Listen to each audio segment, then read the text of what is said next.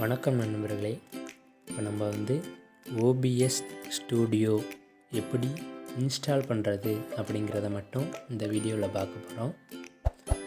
நீங்கள் மொபைலாக இருந்தாலும் பரவாயில்ல, லேப்டாப்பாக இருந்தாலும் பரவாயில்ல, கூகுள் க்ரோம் ஓப்பன் பண்ணிக்கோங்க.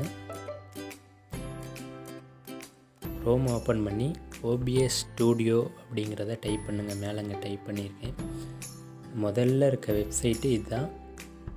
முதல்ல இருக்குது அஃபிஷியல் வெப்சைட் இதுதான், OBS ஸ்டூடியோ. அதை நீங்கள் கிளிக் பண்ணி உள்ளே போனீங்கன்னா முதல் பேஜு அதோட இப்படி தான் இருக்கும். அஃபிஷியல் பேஜு ஃபஸ்ட்டு இப்படி தான் இருக்கும். அதில் நீங்கள் விண்டோஸ் அப்படிங்கிறத கொடுக்கலாம், இல்லைன்னா சைடில் டவுன்லோடு அப்படின்ட்டு பாருங்கள், அதை கொடுங்க. அதை கொடுத்தீங்கன்னா கீழேங்க டவுன்லோடு இன்ஸ்டால் அப்படின்ட்டு பாருங்கள், அதை இன்ஸ்டால் பண்ணுங்கள். நான் ஏற்கனவே இன்ஸ்டால் பண்ணி வச்சுருக்கேன், அதனால் நான் டைரெக்டாக OBS ஸ்டூடியோக்குள்ளேயே போயிடுறேன்.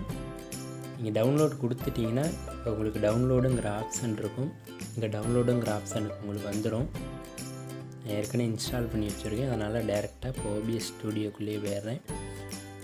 ஸ்டார்டிங் பேஜ் உங்களுக்கு இப்படி தான் இருக்கும். OBS ஸ்டூடியோக்குள்ளே வந்துட்டிங்கன்னா உங்களுக்கு ஸ்டார்டிங் பேஜ் இப்படி தான் இருக்கும். நெக்ஸ்ட்டு வீடியோவில் OBS ஸ்டூடியோவை இப்படி யூடியூப்பில் இல்லைனா ஃபேஸ்புக், இன்ஸ்டாகிராம் இது மாதிரி ஆப்பில் லைவ் எப்படி போடுறது அப்படிங்கிறத பார்க்கலாம். நெக்ஸ்ட்டு வீடியோ வந்துக்கிட்டே இருக்கும், டெய்லி வந்துக்கிட்டே இருக்கும். OBS ஸ்டூடியோ 2023 இன்ஸ்டால் அப்படிங்கிற ப்ளேலிஸ்ட்டில் போய் செக் பண்ணிங்கன்னா OBS ஸ்டூடியோ பற்றி ஃபுல் வீடியோவும் இருக்கும். இது இதோட ஃபஸ்ட்டு வீடியோ. அடுத்து எப்படி எடிட் பண்ணுறது, யூடியூப்பில் லைவ் போடுறது, வீடியோ எப்படி இங்கே கொண்டு வந்து செட் பண்ணுறது அப்படிங்கிறதெல்லாம் அடுத்தடுத்த வீடியோவில் பார்ப்போம் நண்பா. நன்றி. சேனலை மறக்காமல் சப்ஸ்கிரைப் பண்ணி வச்சுக்கோங்க.